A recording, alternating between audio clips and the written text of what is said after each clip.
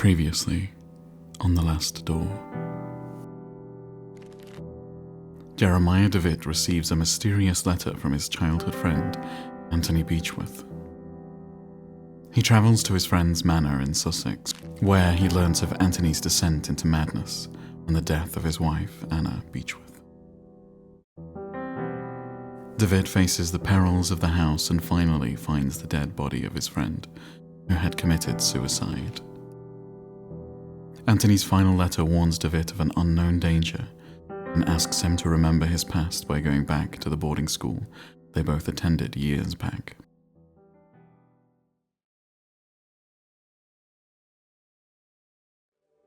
Father in heaven, hallowed be your name. Oh, it's one of these intros. Thy kingdom come, thy will be done in earth as it is in heaven.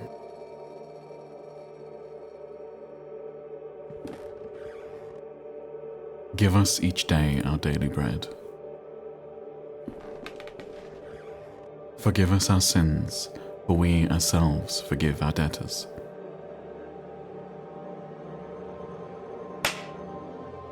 And lead us not into temptation, but deliver us from evil. Amen.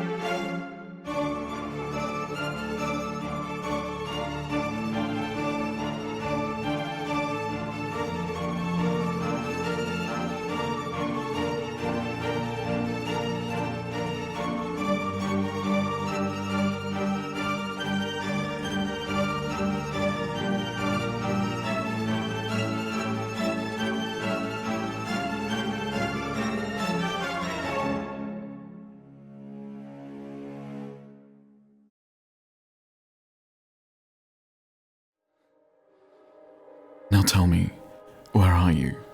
What do you see?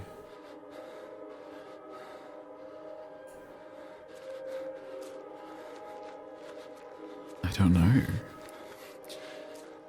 I see a forest. A dark forest, lit only by my lantern.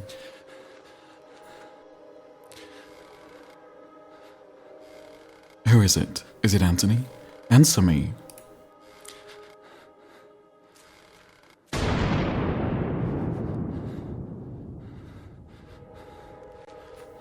Okay.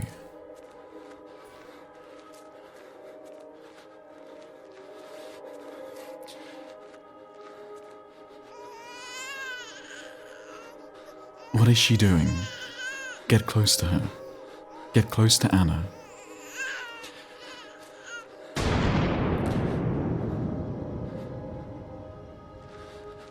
I think we're in some kind of trance.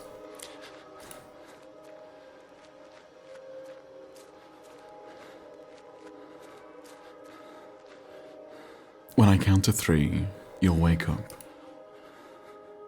1, 2.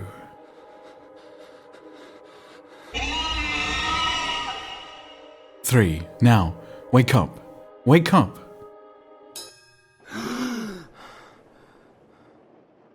You can rest now, Mr. DeWitt. That will be enough for today. Are these sessions really necessary? I am confident that this is the best course of treatment for your symptoms.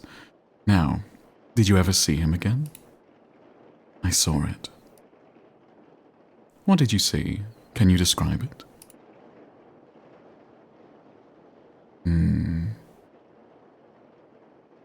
It was like an eye, perfectly rounded and dark, deep and empty, accompanied by the most horrifying, pain-filled screams I've ever heard.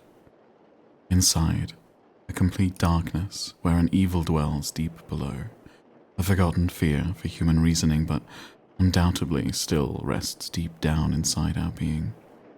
In my case, that fear has already awoken. I can understand why you're disturbed, Mr. DeWitt. With your permission, I would like to consult on your case with a colleague of mine, a man I've known for many years who is more versed in modern psychological practices. I think his knowledge and experience would be very helpful in enabling us to understand your condition. If you think that would help, Doctor, I leave it in your hands. The agony grows increasingly unbearable, and if you believe this man can help, then I welcome his aid. Thank you, Dr. Wakefield. I bid you good evening.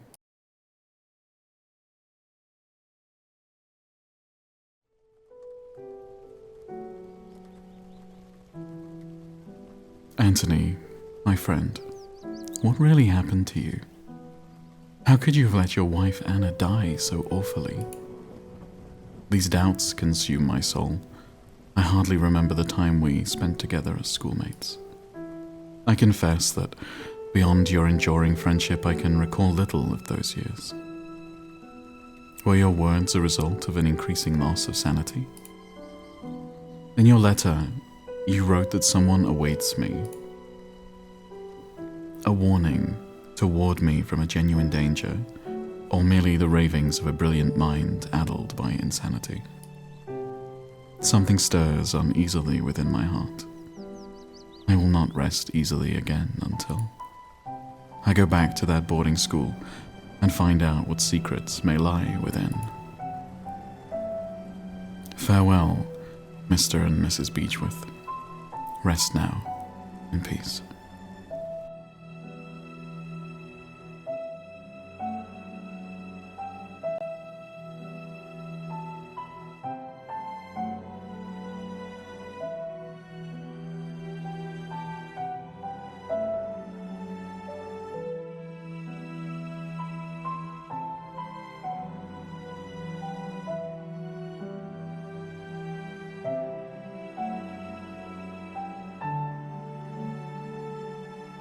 Episode 2, Memories. And here we are. An old, quite damaged mailbox. Can we look inside? There's a postcard inside the mailbox. Dear Matthew, it has been several months and I've still heard no news from you. My brothers insist that you have abandoned me, but I'm sure you remain true. I know that you would never do that to me, for I know your heart and the honesty of your eyes. I got this address from a hospital in London, and I pray that it reaches you safely. If that is the case, I want you to know that I will always be waiting for you. Forever yours, Juliet Holloway. Juliet Holloway. That is not a name that we've heard before. The angel Gabriel, the school's emblem. I remember it being very pristine, but it looks neglected and dirty now. So is this still a school? Oh, that's a nun. Pardon, excuse me, sister. Good evening, sister. Good evening. I'm Mother Elizabeth. What brings you here, Mr. DeWitt? I'm a former student of this boarding school. As you can see, Mr. DeWitt, this stopped being an academic institution a long time ago and is now exclusively dedicated to prayer and the well-being of the patients under our care. I see. Even so, may I please speak to Mr. DeWitt? I'm afraid that we are too busy to start wasting time talking about past issues. In addition, there is little to say. We sisters arrived after the boarding school had closed down. Everybody but Monsignor, of course. Monsignor? Exactly, but you didn't answer my question. Why have you come to this place, Mr. DeWitt? This place will help me remember. This place will help me remember my past. If you have memory problems, I would recommend you to visit a doctor immediately, and don't waste your time here. I guess that it would be a good idea to visit this place again and Perceive the passage of time. Perceive the passage of time? What are you talking about? To be honest, I'd prefer not to talk about it. I couldn't tell you why this place is so important to me, but it is. A lot. Well, I appreciate your honesty, Mr. DeVitt. I'll allow you to stay around here. I hope I won't regret my decision. Don't worry, Mother. Thank you. Okay, so now it's, I mean, not strictly a convent, but what?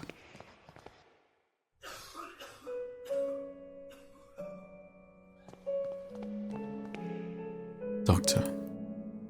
I'm sorry, I'm not a doctor. Pay him no mind, he's been delirious for some days. I'm Miss Mary Vinch, and this is my brother, Matthew. Juliet, why have you left me? Why don't you answer my letters? My letters. You see, the poor man is still obsessed with his fiancée. He won't accept that she left him months ago, my poor Matthew. I'm very sorry, Miss Vinch. I hope he recovers. But we have a letter. We should give him the letter. Fuck you. Mr. Vinch, I think this letter is addressed to you. Oh, thank you. Leave it with me if you'd be so kind. As you can see, my brother is too weak to read it. Well, Matthew, let's see who has written to you. Oh, it's a letter from our mother. Dear Matthew, I hope that you are recovering. I wish that your beloved sister and you'd come back home soon. Lying bitch. Miss Vinch is making up the letter's contents.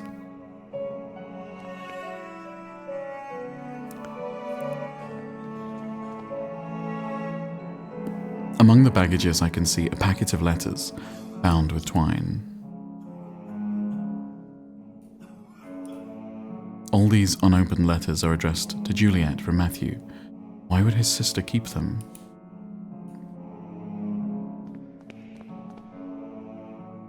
My letters. All the letters I wrote to dear Juliet. You never posted them. But why, Mary? Why would you do such a thing? How could you be so cruel? I had to do it, Matthew.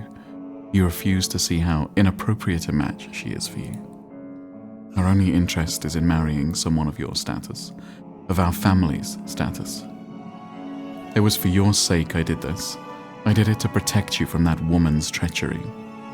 No, you only thought about yourself, of your vanity. I can't bear to look upon you anymore, Mary. Leave me be. From this day forth, you are no sister of mine. You dare banish me? I, who have stayed by your side all through your illness? Very well, Matthew, you will have your way. I will leave you, and then you will see how very alone you are. Farewell, brother. Good riddance. Thanks be to the Lord that you have come to reveal my sister's cruelty, sir. Please, take this coin as a token of my appreciation. That is my lucky coin, though I hope it serve you better than it has myself. A coin? A lucky coin. A picture of Saint Camillus de Lelli, patron saint of the sick, hospitals, and nurses. He seems to have forsaken this place. Photographs of people, most likely family and friends of this bed's previous resident.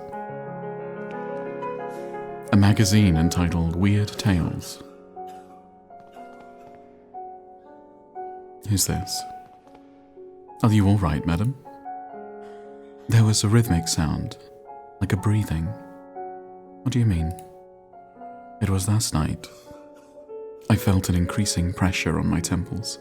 Something dry and rough, like tree bark, brushed against my leg, and I saw something on the wall, like a growing shadow. I lit the lamp and there was nothing. I'm sure it was just a nightmare, madam. Strange things are afoot. He is quite a pale young boy. He is asleep.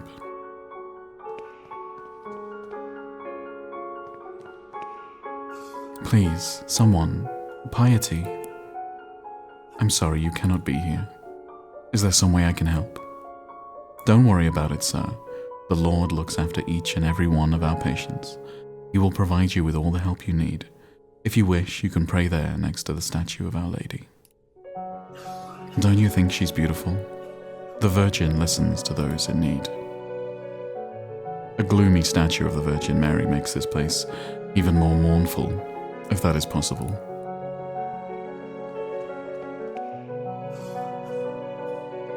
A picture of the Virgin Mary gazing at you, supposedly to portray a sympathy and compassion for you. However, she seems to look more pained and sorrowful here. Okay.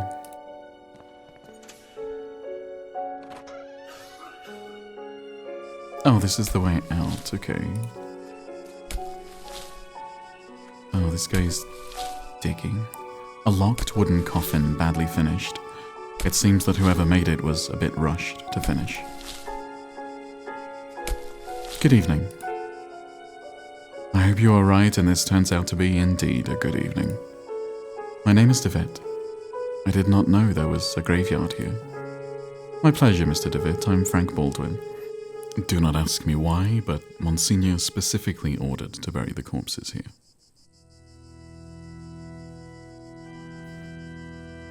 Did he order to bury corpses here? Why? I do not understand. What is there to understand, Mr. DeVitt? God has forsaken this place. Excuse the interruption, Mr. Baldwin. I'll leave you to your work. Have a nice evening.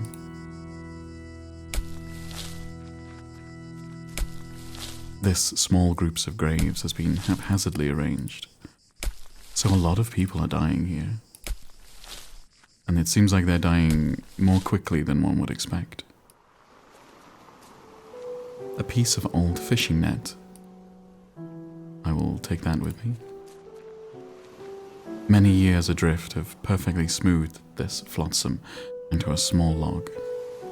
I'll take that too, why not? Can I combine them? I mean, maybe I will soon.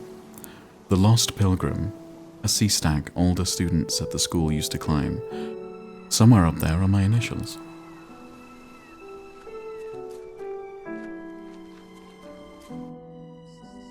I imagine Mr. DeVitt was quite the hellraiser.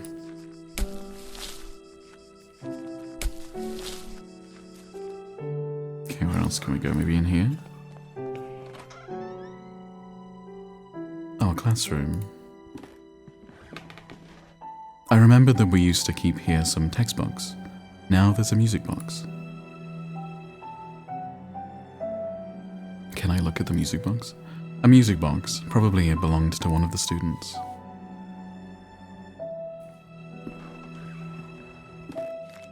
Dear brother, I have received your letter, and I'll try to write you more frequently. I hope you're studying a lot and you feel comfortable there. We miss you a lot. When are you coming back? Father is in bed with fever and I do not feel very well, but I am on medication. Today is my birthday and I'm feeling blue. It is a quiet and boring Sunday at the village. Mom is going to cook a lemon cake like those Grandma used to make. I wish we could eat it together. Right back soon. I'm looking forward to knowing how you're doing and what you're learning. How is Scotland? And so on. A big hug. I think about you a lot. Your dear sister.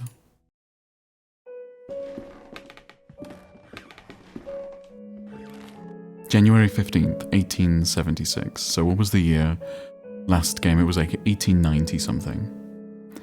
So this is, 15 years prior? Father Ernest seemed unusually troubled today. Several times he paused abruptly in the middle of a lecture for no reason, even during his favorite class, theology. January 18th. Today, Father Ernest was very irritable. Collins made a comment and was expelled from class for it, and even DeVitt was admonished just for reading a philosophy book. I hope Father Ernest doesn't turn his ire towards me. My father will be disappointed if I fail to get good marks. Okay, so these are from DeVitt's time. January 21st. It was very disconcerting to see Father Ernest entering class so pale and sweaty. In the middle of his lecture, he stumbled, dazed, and had to sit. Father Eugene taught our theology class today. Even though he doesn't know the subject matter as well as Father Ernest, When we asked him what had happened to Father Ernest, Father Eugene told us that he had taken ill. What worries me is that now Father Eugene is also starting to look unwell. February 20th. It has been a month since we last saw Father Ernest. We are told that he is still sick, but if he's so ill, then why hasn't a physician come to treat him? My studies are flagging, but I have taken it upon myself to read on my own. I hope this helps, as I must succeed in spite of the problems happening around us. February 23rd. It was announced this morning that the school is to close. None of us know why, and we cannot get a straight answer from the faculty. They each dodge the question, and I'm starting to think that they may not know the answer themselves. Their anxiety is palpable, though they try to hide it behind a calm face. But what about Father Ernest? I hear he alone is to remain after we vacate the premises. There is a picture in the diary. It is the photograph of my graduating class. I see myself, Father Ernest, and Anthony. I do not remember the names of the others. One face has been completely scratched out.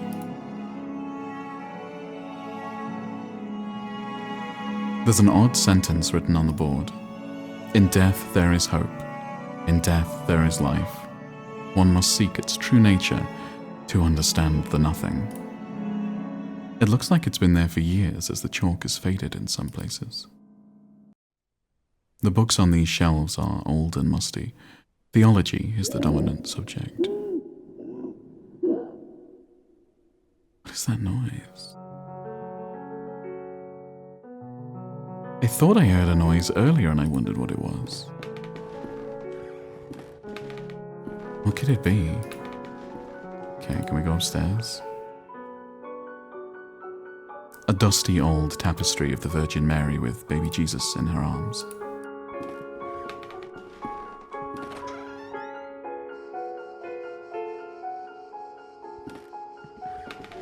Good evening, sister. Sister? All this suffering, all these tears, all our prayers unanswered. What do you mean, sister? All these years entrusted to the Lord, praying, looking for a sign, for something that can give me strength. Every day I hear them cry, pray, scream and die. And what for? Where are you, Lord? Why don't you answer me? Maybe there is no Lord. What should we do then? What is our purpose for living? I can't go on. Not like this. Excuse me, sir. A syringe next to a flask with a label that reads morphine. An old mirror that hardly reflects.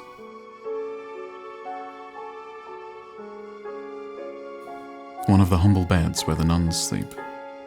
On the upper shelf of the antique cupboard, a well-worn Bible and rosary beads gather dust. I don't think she believes anymore. Through the big open window, dusk-cold wind freezes the room.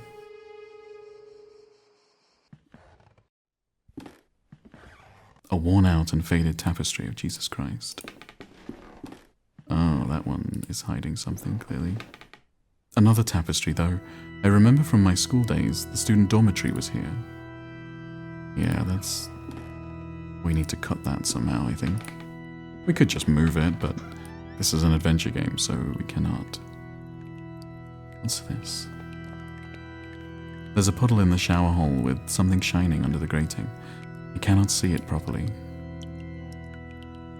Can we get it out with something?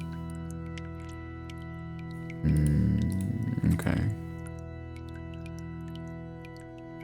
Maybe we can wash it down. If I open the tap, the shiny object could be carried away by the stream of water. That is what would happen, yeah. A broken mirror. There is a protruding piece. I removed a chunk of this mirror. Just a couple of old towels. Okay, so we have a piece of mirror. I'm guessing we can use that to cut this. The mirror chunk is sharp, but too weak to cut the tapestry. It might break. Can we attach it to the log? The mirror is too thick to pin in the wood. It also seems fragile. I could break it if I force it. Can we tie it to something, maybe?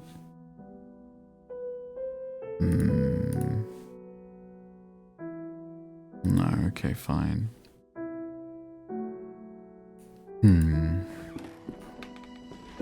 I'd kind of like to take this morphine, if not just for fun.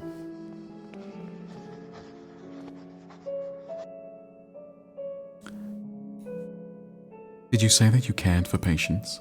Of course, Mr. DeVitt, we tend to both the physical and spiritual needs of those in our care.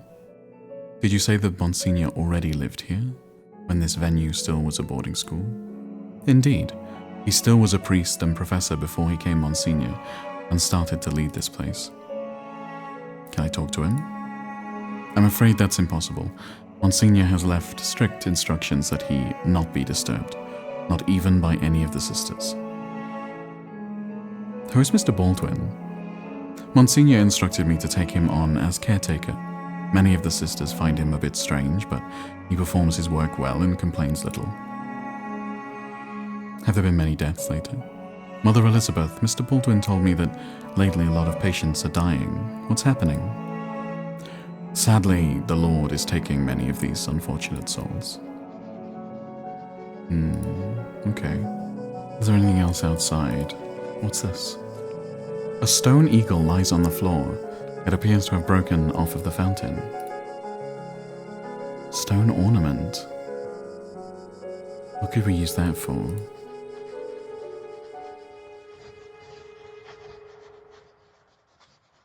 The wooden stick is too thick to use to wind the music box. I would need something thinner.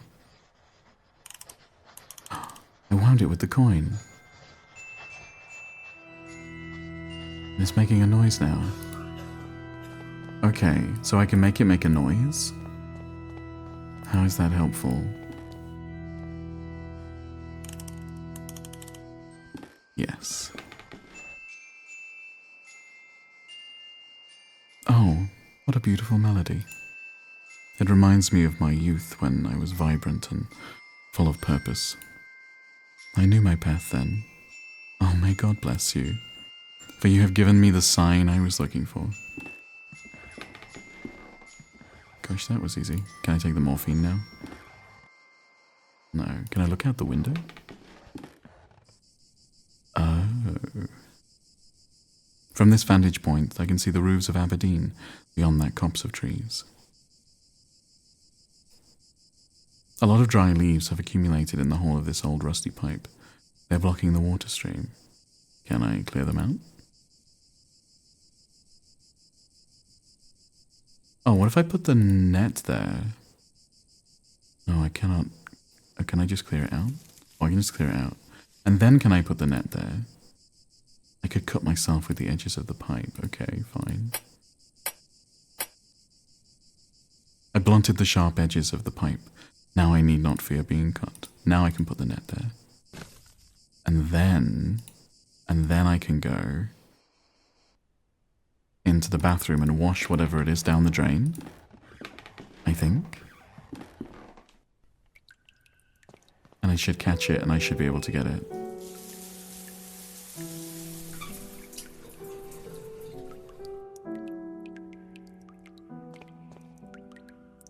Okay, so now if I go back there, hopefully whatever it was will be caught in the net. The net has caught the shiny object. Oh my god, I'm a genius. What is it? A teardrop? It's a glass tear, probably once belonging to a piece of jewellery. Could we put it by the statue?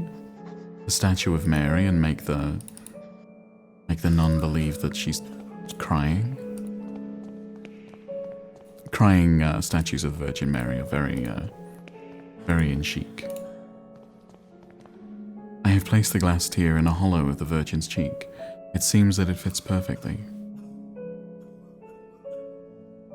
In the eyes of a fervent devotee, it could look like a real tear. If only I could make it shine. If only I could make it shine. How would we make it shine? With water, presumably.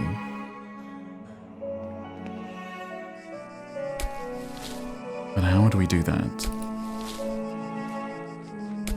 Oh, no, maybe with light. But I don't know how we would do that.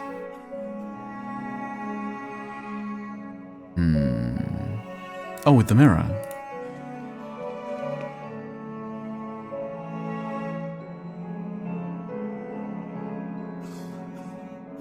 We're so crafty. Oh, our mother is crying? Oh my lord, what does it mean? What have I done? What have we done? Wow, she is pissing her pants. Okay, now we can talk to this guy. You must help me. What can I do? What's wrong with you? There is little time. I tell them about my pain. I describe the unbearable and endless pain, yet they do not listen. They pass me by without even looking at me. They say that they're praying for me, but it does not cure my ailment. But sir, I know, but I beseech you, you will be saving me from horrible torture. I will be eternally indebted to you. He wants us to kill him. Why do games keep making me kill people? I mean, he asked. Fine, I understand. Your request is terribly hard for me. I guess I could find the courage to help you. I understand the magnitude of what I'm asking. God bless you, sir. I do not know how I can show my gratitude. What I need you to do is, without the nuns noticing, to try and get me an amount of morphine enough so that I can be embraced by the deepest of dreams, and in that way stop the rhythm of my heart. Luckily, we know where there is some morphine. A syringe next to a flask with a label that reads morphine. Okay, let's go murder a guy. Oh, he's gone. There's a note on the bed. Baldwin lies. Baldwin's the guy out back. Noises coming from inside the coffin. What in heaven? Can I break it open? The log is too soft even to use the lever to open the coffin. Is there something? Is there a shovel? A grave recently dug. What is this? A nun's habit and walking stick. These no doubt belonged to the nun I spoke to by the window. But where did she go? I imagine she went out to sea, my friend.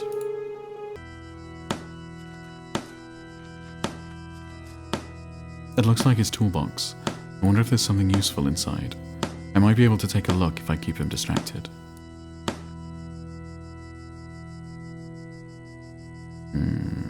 Tell me about Monsignor. I cannot rightly say. After all these years, I have never seen the man. Who knows, maybe he does not exist. But Mother Elizabeth told me that Monsignor specifically requested her to hire you by letter. I am flattered, my reputation precedes me, but I still cannot tell you anything more about the man. Tell me about this place.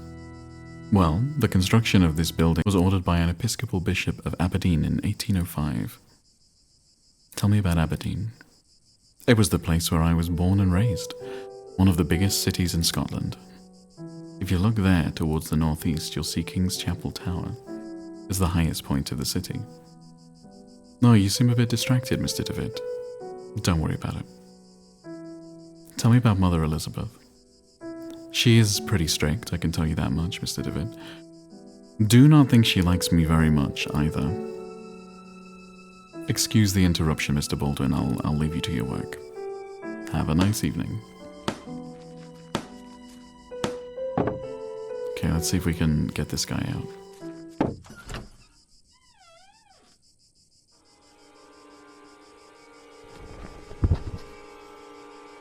The darkness of his eye. His body is petrified. He has a look of sheer terror in his eyes. Oh my God, but what has happened? Talk. Talk to me. Mother Elizabeth is trying to make him come to his senses.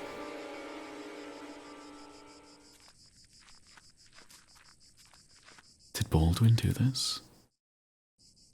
He is suspiciously gone. Oh, if Mother Elizabeth is there, then maybe we can get into the main room. The private rooms that she mentioned. Yeah. It's on her desk.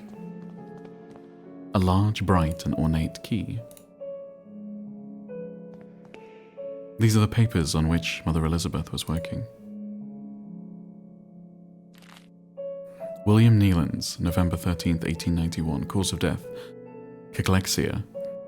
Notes, scratch marks have been found in his stomach. Elmer Moore, November 17th, 1891, cause of death, pleuresia. Notes, a clear expression of terror on the patient's paralyzed face was found at the time of death. Evelyn Benzie, November 20th, 1891, cause of death, marasmo. We found the patient dead, emaciated, and paleness in the body. Theodore Hading, November 23rd, 1891, cause of death, typhoid fever. Notes, the patient suffered severe hallucinations minutes before death. Screamed and shook until the opiates started to take effect. Lena Ashdown, November 27th, 1891, cause of death, osteoarticular tuberculosis. Notes, during the autopsy we found some strange black marks on his fingers. Claude Harris, December 10th, 1891, cause of death, unknown. Notes, he died while he was sleeping. Nora Dunstan, December 13th, 1891, cause of death, respiratory arrest. Ellen Blair, December 14th, 1891, cause of death, morphine overdose, patient committed suicide. The patient did not seem to have depressive symptoms or suicidal tendencies. Interesting. Okay, can we use the key?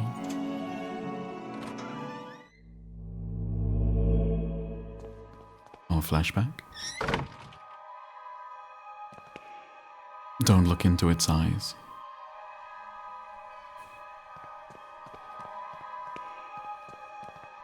Because the deepest darkness dwells in his eyes.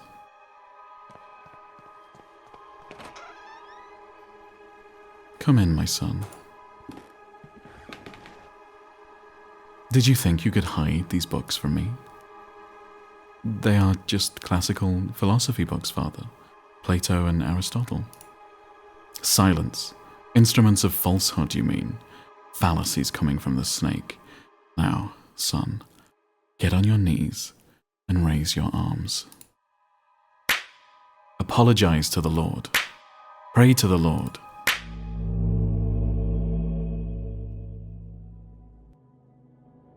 It's Latin, malum in se, evil in itself. A strange eye-shaped symbol.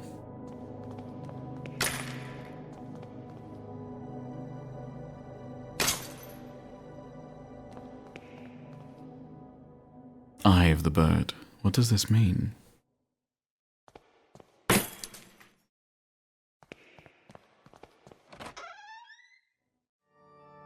Lord, your eyes burn me. I don't deserve mercy nor forgiveness. O Lord, have mercy on my soul. Who are you sending me? Is death to whom you are handing me over? Has my hourglass already run out of sand? Father Ernest. Ernest? It's been many years since I last heard that name, since... Oh, I see.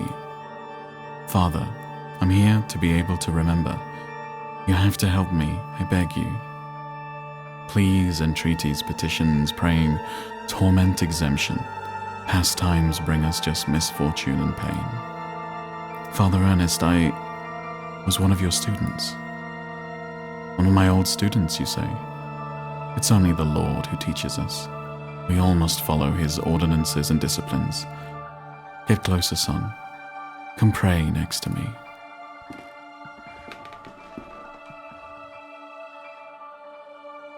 He has a large burn covering his eyes.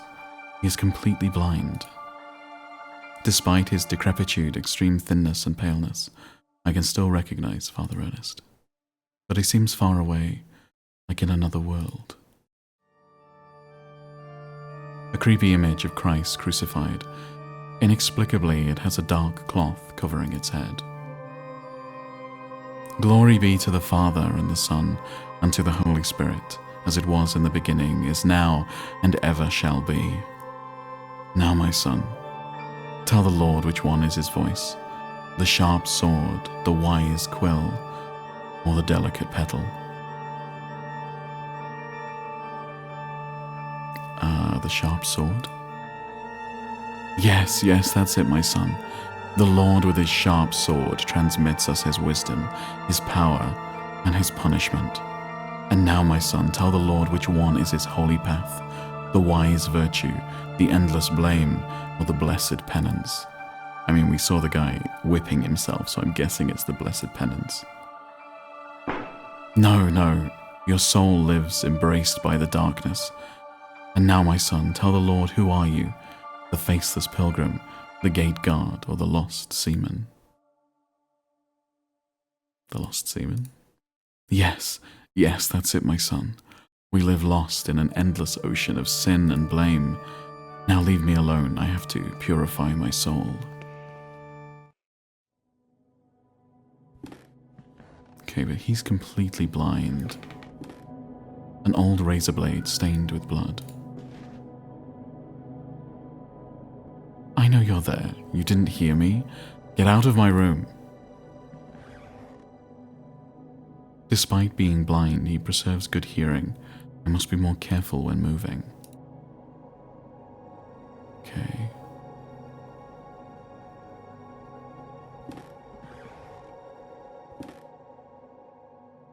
Can I only move when he's talking? The 4 witnesses. Dear God in heaven, I feel for you. Your light is in my eyes. I will burn them for you. Dear God in heaven, I feel myself in you. Your eyes are in my soul. I will burn it for you. Dear God in heaven, I fear myself in you. Your sword is in my hands. I will burn them for you. Dear God in heaven, I hate myself in you. My blame is in your heart. I will burn myself for you.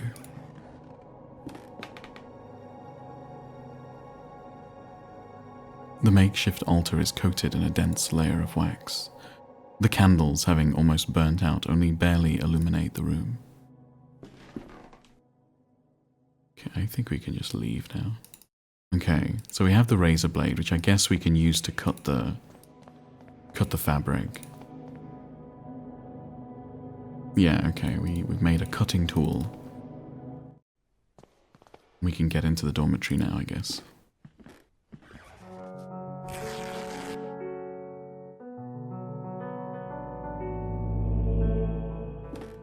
Another flashback. And finally, our expert on philosophy, Jeremiah DeWitt, shows up. Where were you, my friend? We have been looking for you. Well, as I was saying, tonight is the perfect moment for our next meeting, but I suspect that someone outside our group is secretly surveilling us. Who is it, Anthony? My dear friends, it is Professor Glynn. Do you mean Father Ernest? Certainly, no doubt about it. Therefore, dear colleagues, I have decided to change the venue for tonight's meeting. Have you noticed the lounge behind the small door of the classroom? I have believed convenient to borrow the key for our necessities. You already know at 12 o'clock you will find that door opened and I'll be inside the lounge. That is it, my dear colleagues. Videtine quis siat.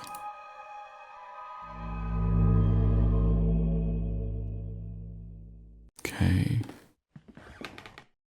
I remember that in this furniture we used to keep some of our personal belongings. Now it's empty. The walls are in complete disarray. I could probably punch through it if I tried.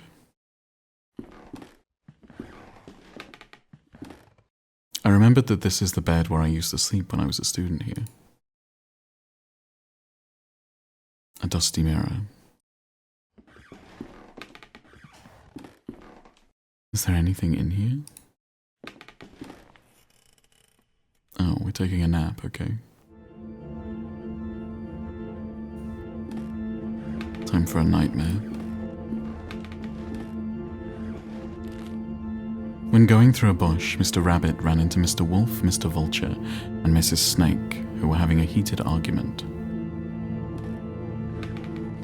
Mr. Rabbit, curious, asked them, "Dearest, why are you arguing in this beautiful and cheerful spring afternoon?" Mr. Wolf answered politely, "What we're trying to decide here is who of us will have the pleasure to eat you up."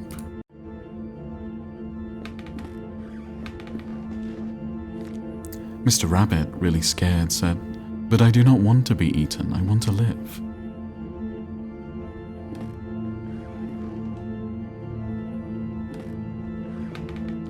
To which Mrs. Snake answered, smiling, "That is impossible to happen, Mr. Rabbit, since we all, both you and us, are going to die sooner or later. Don't you think so?"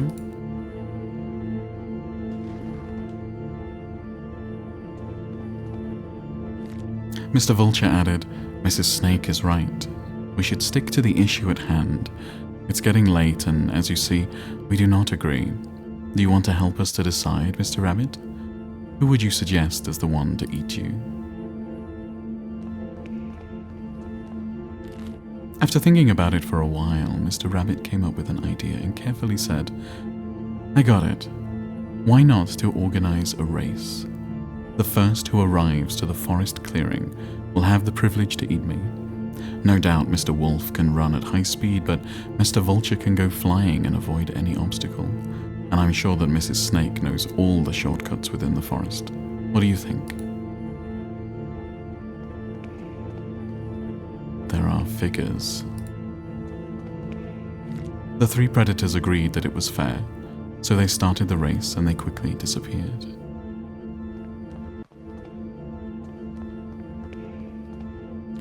Mr. Rabbit, happy to trick them, started running at high speed in the opposite direction of the predators who, eager to prove their worth, didn't realize the trick.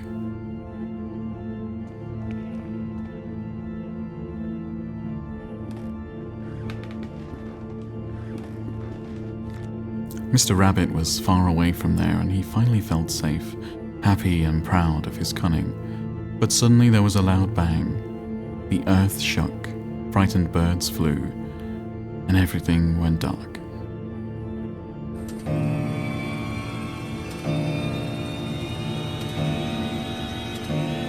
That seems bad for me. An impossible love.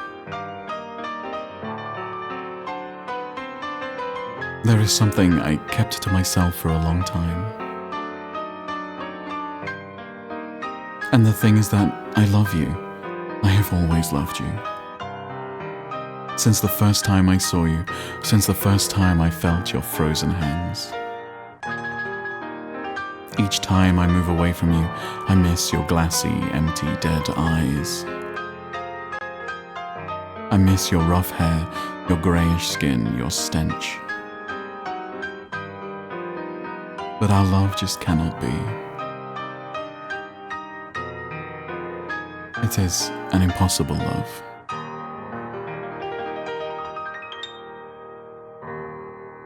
Someone's in love with a corpse? No, not again. How long have I been sleeping? What was that all about? In the nightmare I found a place in my memories. Did we find a place? Oh, I wonder... Was it in the classroom? Yeah. In my disturbing nightmare, I was brought to this spot. It's the trapdoor I saw in my nightmare. From here sprouts a horrible stench. There is something down there.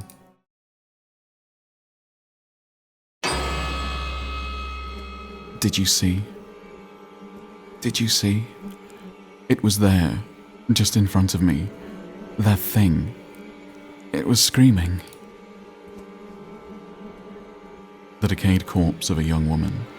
It seems as if she has been devoured by an animal. The stretchers used to carry the corpses here. Who is behind all this?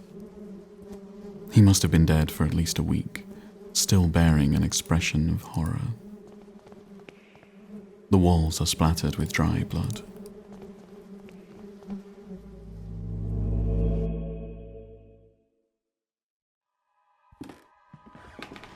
Punctual as always, David. Now, all that remains is to introduce our guest. You may come in now, Professor.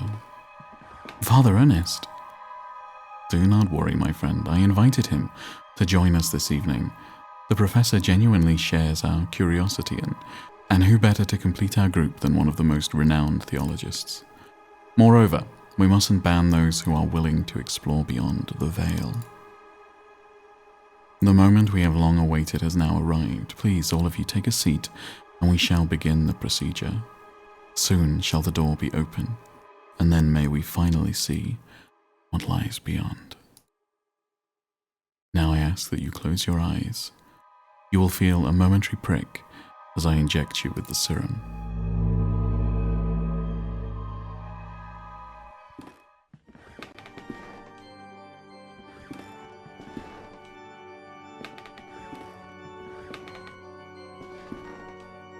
Even after all these years, I have not forgotten your voice. You are the fourth witness. I remember now what happened. What is that we saw? The eye of the bird, malum in se. What happened to us? What is it that we witnessed? You must tell me. You must make me understand what my mind cannot fathom. It was our curiosity that damned us. We opened that which should not be opened. In doing so, we shorn the veil that separated our world from his. In seeking vision, we were ourselves seen by the eye of the bird. It remembers us. It looks for us. It calls us from its dark nest, from its abominable lair. All these years, I have attempted to return to it, but I have no strength left. These poor, wretched creatures are too fragile. They lack the sight to return. Not one of them has. Only us, the four witnesses.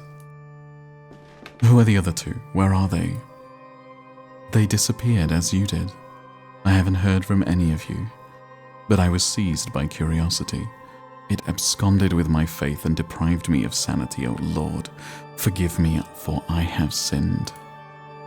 Nothing remains. All that is left is surrender.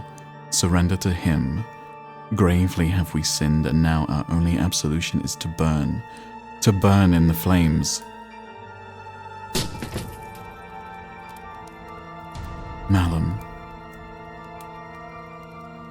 in se.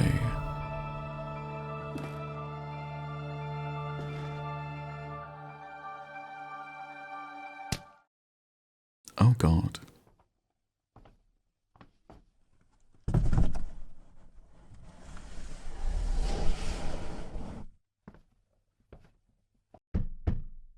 Oh, he's burying us alive.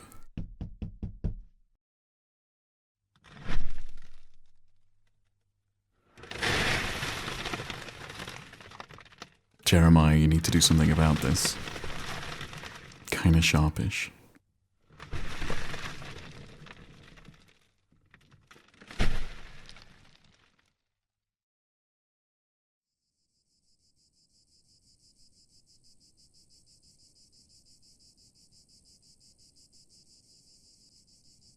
The adventure continues in episode 3. Thank you so much, guys, for watching. If you did enjoy the video, please remember to give it a like and to subscribe to the channel. I'm excited for episode 3. Good night.